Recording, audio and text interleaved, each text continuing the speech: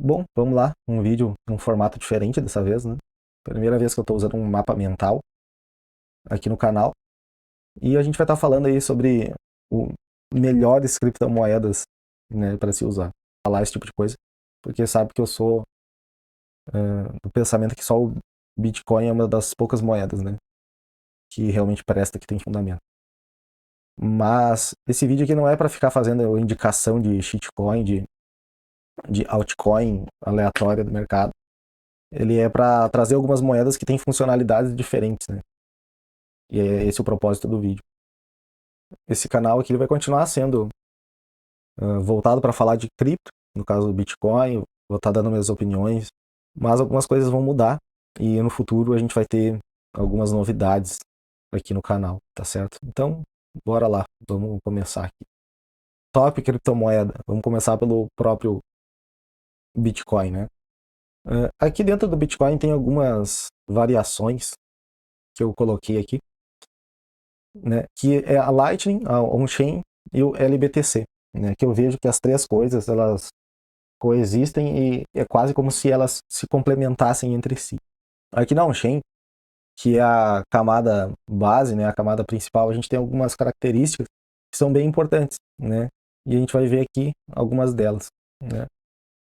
Na parte da segurança, a criptomoeda com maior descentralização, a maior rede, maior uso, né, maior quantidade de mineradores, de nós de rede. Então, aqui é onde a gente tem, na camada base, a segurança maior do que em qualquer outra criptomoeda, certo? Transferências mais lentas, isso é uma característica, né? Questão da lentidão, entre aspas, do Bitcoin, que também está ligado um pouco à segurança dele, é justamente que a cada 10 minutos que um bloco ele é minerado, né? Então, a cada 10 minutos que as transações elas estão sendo validadas. Então, as transações elas são mais lentas, certo? São mais lentas, mas isso tem motivos para isso, certo?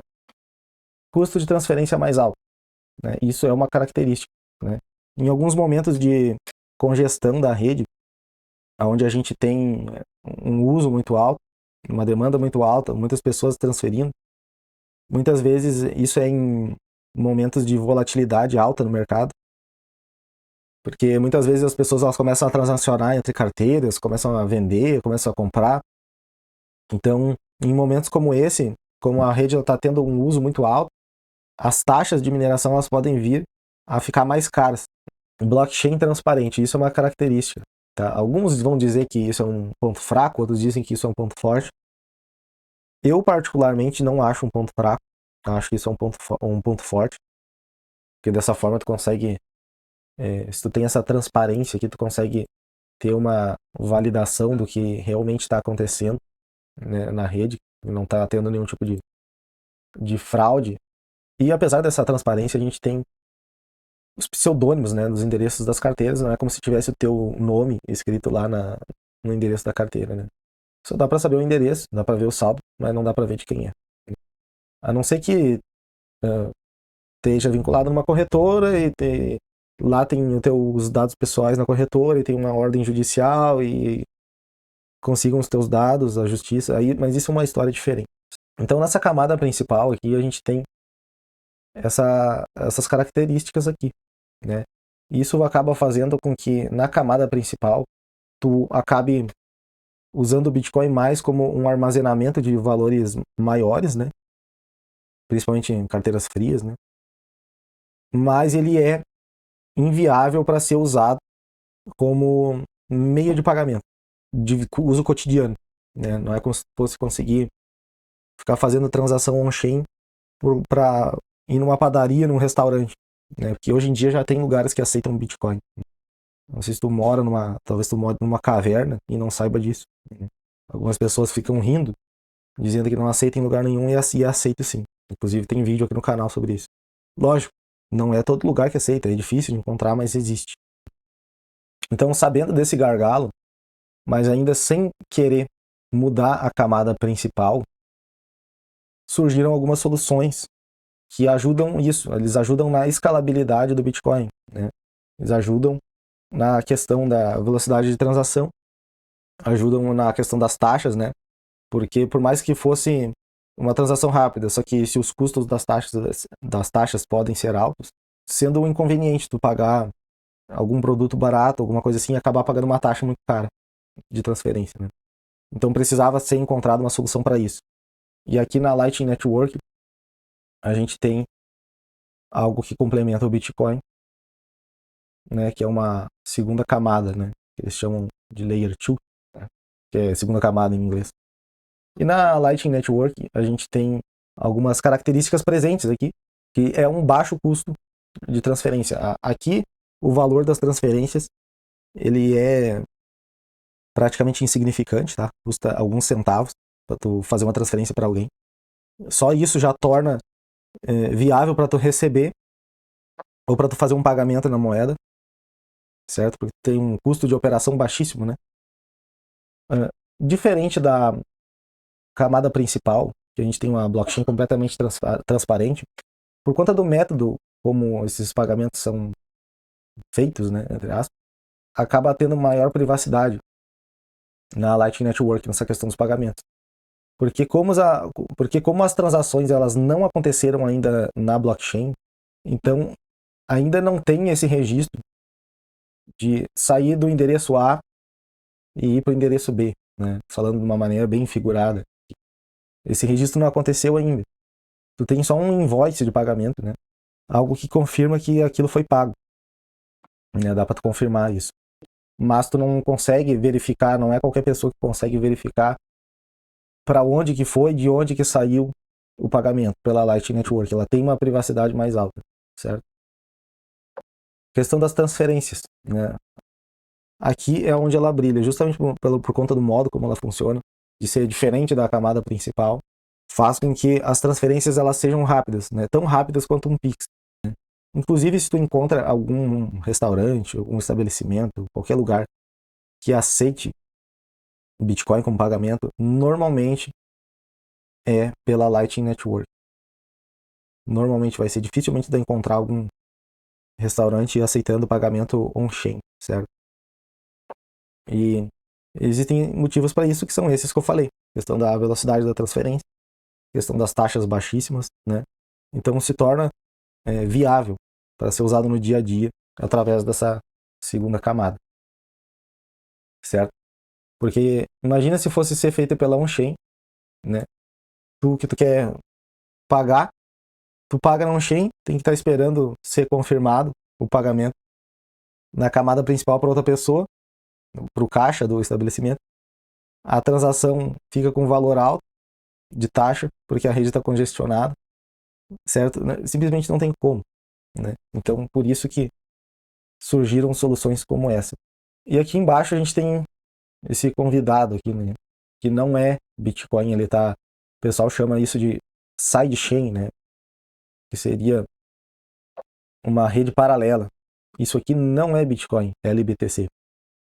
O LBTC, ele nada mais é do que um token que tem lastro em Bitcoin, né? E ele é rodado na rede da Liquid Network, certo? Por isso o L aqui no início de Liquid, né? E ele tem esse lastro no Bitcoin da seguinte maneira: cada vez que tu envia saldo, tu envia Bitcoins para essa rede, para essa carteira deles da Liquid Network, um equivalente em Liquid Bitcoin é emitido, enquanto os teus Bitcoins estão lá travados nesse endereço da Liquid Network. Para que serve isso? É uma segunda alternativa. É uma outra alternativa, porque a questão é que na Liquid Network a gente tem essas características aqui. As taxas elas são baixas, né? Logo é escalável, as transferências são rápidas, né? Isso é importante.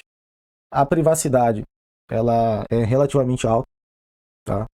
Não tem como qualquer usuário ficar vendo o que saiu do endereço tal, quando que saiu, e para onde que foi, quando que foi. Isso não é possível. Só se tu tiver uma autorização, uma chave específica que tu pode passar para outra pessoa se tu quiser. E aí a outra pessoa ela pode conferir isso. O problema, né, aqui é que por conta de tu ter uma certa centralização, porque a Liquid Network ela é governada, ela tem pessoas que mandam nela ali, tomam decisões, que são as federações, né? Essas federações são várias empresas, né? Podem ser várias corretoras, né? A Bitfinex, se eu não me engano, é uma delas, né?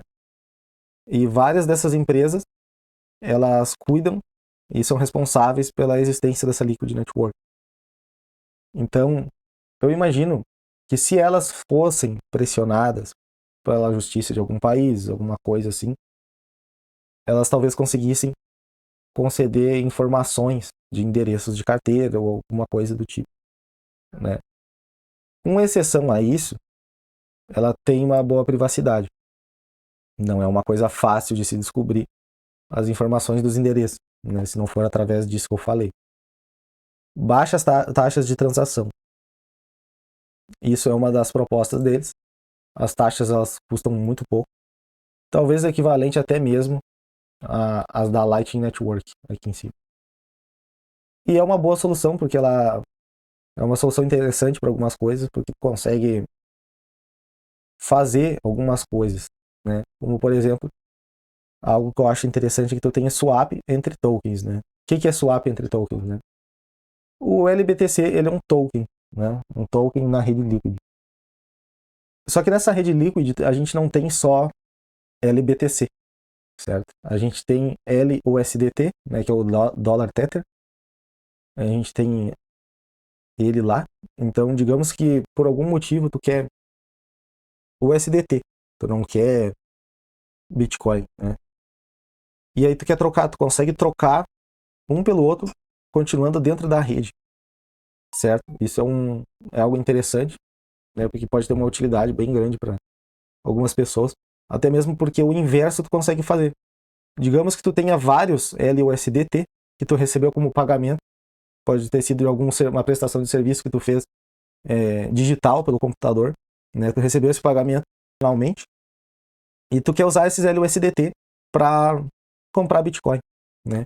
Então, dentro da própria rede, tu conseguiria trocar o LUSDT por LBTC e só se expor na variação do preço do Bitcoin.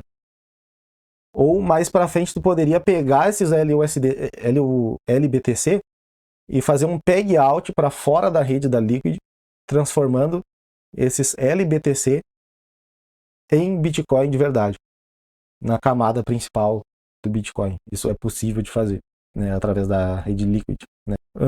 Além do mais, tu tem outros tokens na rede Liquid, como o DPix, né? DPix é muito útil, né? Porque hoje tu tem plataformas aqui no Brasil como o DominiPay, DentPeg, DFlow, que são plataformas que servem para que tu receba pagamentos de maneira privada, né? Vamos colocar dessa forma aí. Um cliente te faz um pagamento, um QR Code de Pix, tu recebe na tua conta do DFlow, isso é automaticamente convertido em DPix e é depositado no endereço da tua carteira. Então, o dinheiro ele foi direto para tua carteira em formato de DPix e a partir dali tu consegue converter em outras moedas dentro da própria rede da Liquid da maneira que seja mais conveniente para ti. E esse DPix ele pode vir a ser convertido em LUSDT, tu pode estar te expondo na variação cambial do dólar, se tu quiser, ou tu pode estar trocando também por LBTC, certo? Então, tem um mar de possibilidades. Acredito que cada uma dessas três alternativas aqui, elas oferecem funções diferentes, né? Tem propósitos diferentes, e eu sinto como se elas se complementassem entre si, né? Aqui embaixo, a gente tem mais algumas coisas, né? As stablecoins. Uma função muito parecida com o USDT, só que a gente tem stablecoins em diversas redes. A gente não tem stablecoins só na rede Liquid. A gente tem stablecoins em diversas redes, tá? A gente tem stablecoins na rede da Ethereum, na rede da Tron, na rede da Solana. A gente tem diversas dessas altcoins aí que elas têm dólar Tether ou USDC, né? Que é uma outra stablecoin, sendo emitidas dentro dessas redes, né? E isso tem sim a sua utilidade, assim como o USDT pode ser usado para tu receber um pagamento internacional. Essas moedas aqui elas também podem ser usadas para isso. né? Então tu tem uma variedade de redes para fazer isso, tu pode usar a rede que tu quiser, algumas cobram taxas de transação mais altas, outras cobram taxas de transação mais baratas. Tem mercado para bastante coisa, bastante possibilidade, bastante alternativa. A Tether é a emissora da USDT. Hoje eu acredito que seja a maior cripto em tamanho de mercado, né? Dentro dessas stablecoins seja o dólar Tether, né? Confio 100%? Não. Mas nos últimos anos não tem apresentado muitas falhas, né? Tem funcionado muito bem, né? O USDC é uma variante interessante, é uma concorrente interessante em relação ao dólar Tether, né? Esse dólar aqui ele é emitido pela Circle, que é uma outra empresa. Inclusive tem um detalhe muito interessante, tá? Sobre o USDC, que eu não vejo o pessoal comentar muito. A Circle, a empresa que emite isso aqui, esse token de dólar, ela é listada em bolsa, tá? Ela é listada em bolsa. E o que acontece? Quando uma empresa ela é listada em bolsa, ela tem que atender a certos requisitos, né, da lei.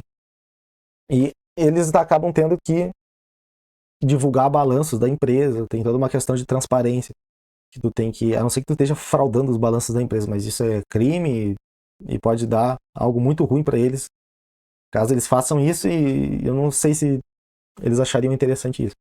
Mas enfim, a USD, a Circle, ela é listada em bolsa, e o fato deles terem essa transparência, de divulgarem os balanços no site deles, do RI, né? Aqui no Brasil a gente chama de RI, de relação com os investidores. Lá nos Estados Unidos eu imagino que tem um outro nome. Então é uma empresa que tem um pouco mais de transparência. Então tu consegue saber os fundos que eles têm, consegue saber o quanto de dinheiro em caixa eles têm. E isso era uma coisa que a Tether era muito criticada, né? Porque teoricamente o dinheiro que a Tether tinha e os tokens de dólar que a Tether emitia, eles deveriam ser proporcionais, né? Tu manda $1 para eles, eles emitem $1 Tether, certo? Mas não existiam meios aí de comprovar isso, né? Na USDC, tu tem da Circle, tem um pouco mais de transparência por eles serem listados na bolsa, né?